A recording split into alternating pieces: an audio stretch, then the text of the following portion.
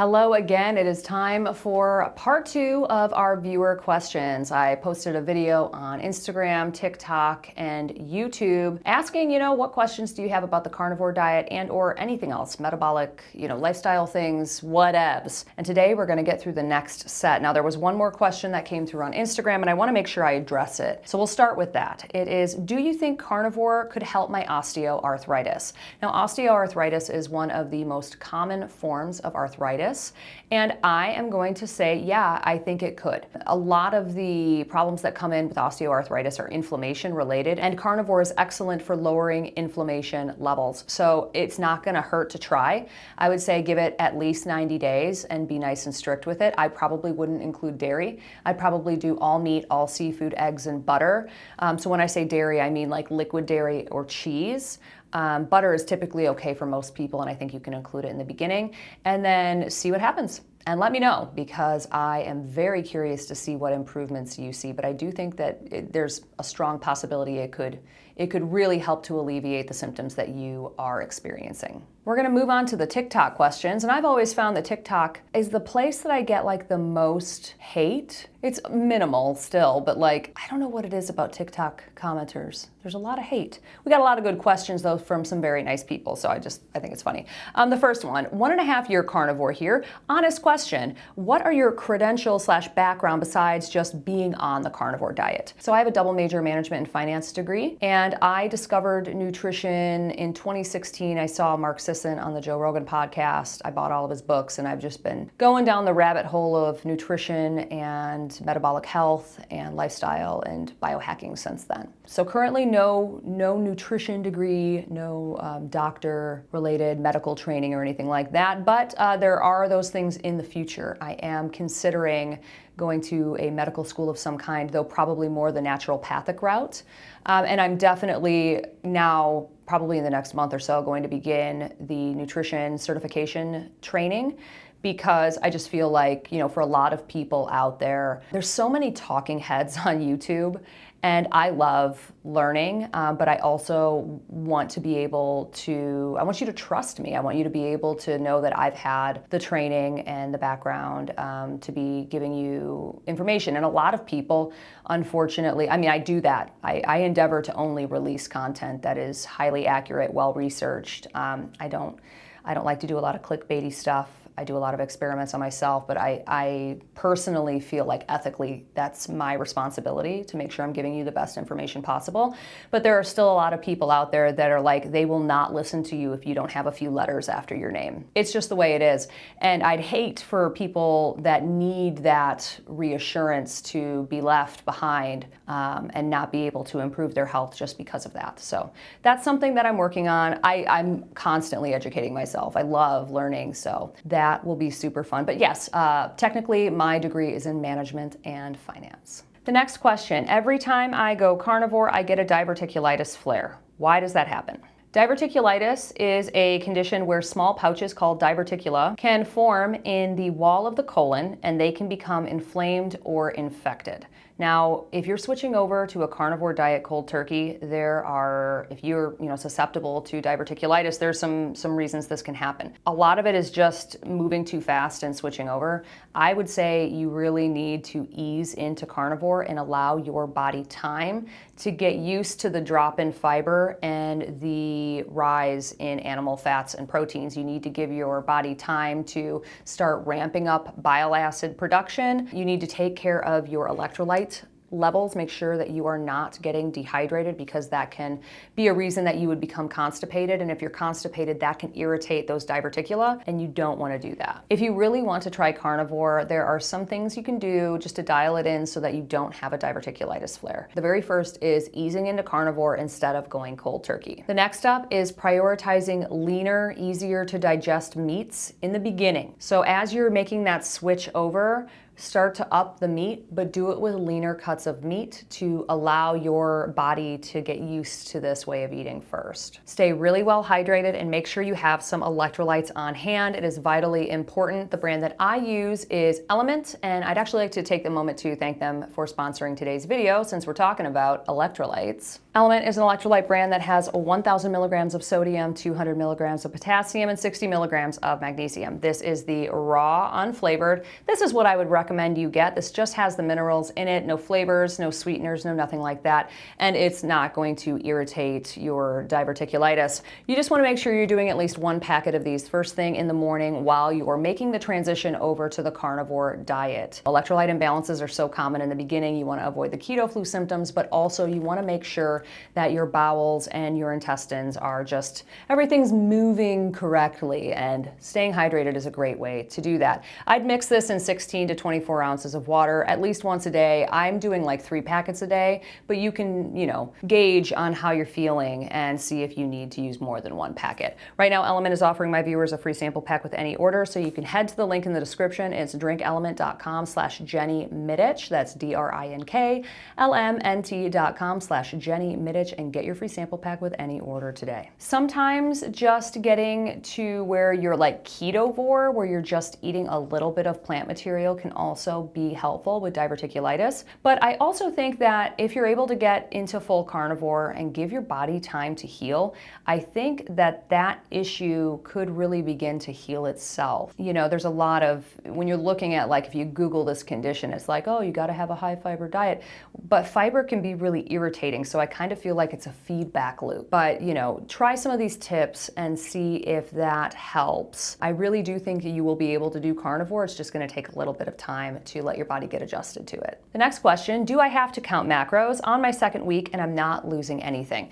Okay, so in the very beginning of carnivore, the first 4 to 6 weeks, if you want to track your macros, you totally can, but I think you just need to give your body time to get adjusted to this way of eating. Some people lose a ton of weight, some people lose just a little, some people lose none, some people gain weight in the beginning of carnivore. You just need to give your body time to get used to a new fuel source.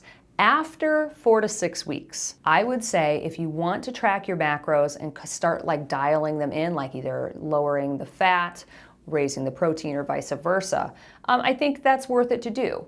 But only being on the diet for 2 weeks and not losing anything, I wouldn't worry too much about that right now. The next question is from Dawn.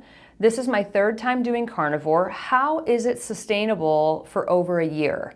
I miss other foods. I feel great on carnivore, but it's a hard way to eat for a long time. How do people do it for longer than a year? I think that boils down to individuality and personal preferences. I really don't find it hard to eat this way. Here's the thing. If you're seeing the benefits of carnivore and you add in like a little bit of veg, a salad, a little bit of fruit or something like that, and you still feel good and all of your symptoms are gone, who cares? Just eat that stuff. It's not that big of a deal. The key is you want to have optimal metabolic health, you want to feel good, you want to have energy, but you also don't want to get bored and you want to sustain the lifestyle shift. So if you've been on carnivore and then all of a sudden you like do it for 9 months, 10 months and fall off a cliff and just binge sugar, that's not sustainable, right? But if you were just like, oh, then I started having some salads and whatever, most people are going to be doing that. I don't think most people are doing carnivore, just strict carnivore for the long term. I'll have some kimchi once in a blue moon. I'll have some avocado here and there. And ever since the beginning of carnivore, my husband and I have been doing a keto cheat meal once a month because we really do like salads. We like Brussels sprouts and all that kind of stuff. So I guess don't beat yourself up too much about it. Now, if you're just dying to stay carnivore for the long term,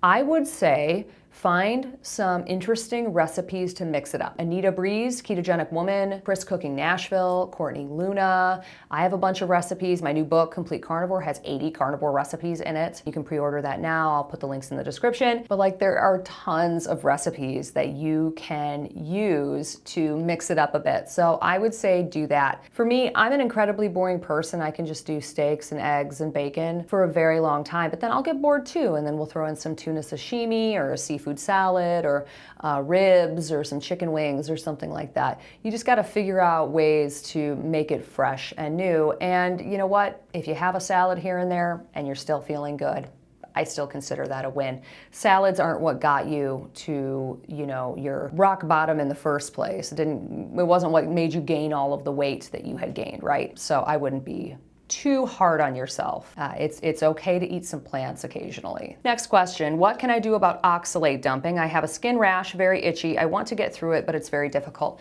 Okay, for oxalate dumping, if your symptoms are very irritating, I would say just drink 1 cup of black tea per day. Eliminate all of the other plant materials, the high oxalate plant materials, but just do that and you can slow it down. If it is oxalate dumping, the itchiness will slow down or cease when you do that. Next question. So this is one of my trolls. Here's my question. Why do so many carnivores rationalize keeping coffee and seasoning around when it's clearly not carnivore? Then refer to people who point this out as the carnivore police. So literally this guy, every time I post something on TikTok, he's saying something snarky. It's really funny, actually. I like to mess with him. But here's the thing. There are varying levels of strictness. And again, this boils down to what is this? How are you going to make this a lifestyle that you can sustain over the long term? There are plenty of people that eat only meat and animal products, but they drink coffee and they're using some garlic powder. Does that automatically make them not carnivore? In this dude's mind, it does. And he gets all annoyed if we call him the carnivore police. But honestly, it boils down to why are you being so dogmatic about it? If you want to be beef, salt, and water, that's awesome. Do the lion diet. But there's other people out there that can do, beef, butter, bacon, eggs, seafood, and some seasonings and drink coffee. Are they any less carnivore? I don't think so, but we could argue about this all day. It's gonna depend on what your feelings are about it. Do I think it's really that big of a deal? No. Why are we even talking about this? Why is somebody so concerned about the purity of carnivore that they constantly are trolling people's pages? It doesn't make sense to me. I have never done that. I just don't have the time or care that much about what people are posting online to ever post a negative comment. I barely post positive. I just don't post comments at all. Who are these people? It's insane. The next question is, my issue is getting burned out with the choices that I can afford. Do you have any ideas on variety with a limited budget? And I think that's going to kind of relate back to one of our other questions, where find different carnivore recipes. I'm constantly buying meat at our local grocery store, Jewel, that is discounted 30 to 50%. We have a deep freezer, our garage fridge, and our indoor fridge just full of meat. Full of it. So I'm always just trying to find different recipes to use them that way. I'll actually link a couple of videos in the description. I have one where it's 6 carnivore meals for under $1.66 a meal or something like that. I made stuff with some pork, chicken, and what else did I use? Something else. I think maybe ground beef. I don't know. I'll put that video in the description because those recipes are really simple. And then again, I would say refer to all of the different carnivore and keto recipes that are out there. Ketogenic Woman, Chris Cooking Nashville, Courtney Luna, Maria Emmerich has a ton of amazing recipes. There's so many recipes out there. So just maybe search for pork recipes and then be able to make your adjustments based on what you can afford. You can do carnivore and make it so versatile on a very, very, very low budget. Next up, just starting and wondering, can I use seasoning or hot sauce on my eggs and meats? And I would say yes. The troll from previously would say, no, you cannot do that. But I think if it helps you to do the diet for the long term, yeah, go for it. I would read the ingredients labels on what you're using, avoid anything with anti-caking agents, and I try to go organic when I can and, use sparingly. And if you get any kind of gastrointestinal distress or pain or things like that, you'll know that you need to cut that stuff out. But I think for the vast majority of people that are coming to carnivore just for general metabolic health improvements and weight loss, they can use a little bit of hot sauce, they can use a little bit of seasoning. Final question from TikTok, is chuck steak okay? Yes, 100%. You can use it as often as you'd like. All right, we are finally over to the YouTube questions. First up, I struggle with not eating enough because I am not hungry. I'm doing low carb, but mostly meat. When I did low carb before, I went to the bathroom at least once a day. Now I'm struggling with feeling bloated and not going to the bathroom very often. When did you start carnivore? Are you keeping up with your hydration and electrolyte levels? And what are you eating? If you're struggling with not eating enough and it's the very beginning of carnivore, that's totally normal. I think on week 3, I just couldn't look at another piece of beef. I was just like, but that evened out. I would say if it continues longer than a month or 2 though, to start scheduling yourself meals so that you can eat more. You don't want, it's a balancing act because you don't want to force feed yourself, but you also need to make sure you're getting enough nutrients. So I would play around with that a little bit. But yeah, answer all of those questions in the comment section and I will be able to dial it in a little bit more. And just so you know, if you're having issues like this and you would like to kind of tweak some things, I do offer coaching hours. We can, build a meal plan. We can talk about what you're eating and make some tweaks. We can, talk about blood work stuff. Again, I'm not a medical professional, so I can't give you personal medical advice, but I can help you with lifestyle stuff, and I can get you moving in the right direction and share resources with you that can help you take charge of your metabolic health. So that link is in the description. Feel free to book a call if you need a little bit of extra help. Next up, what tests should I order when getting blood work done, and how do I read the results to whether or not I'm on the right track with my health? I love blood work. I do blood work all the time. I just got blood work. I have like two stab marks on my arm.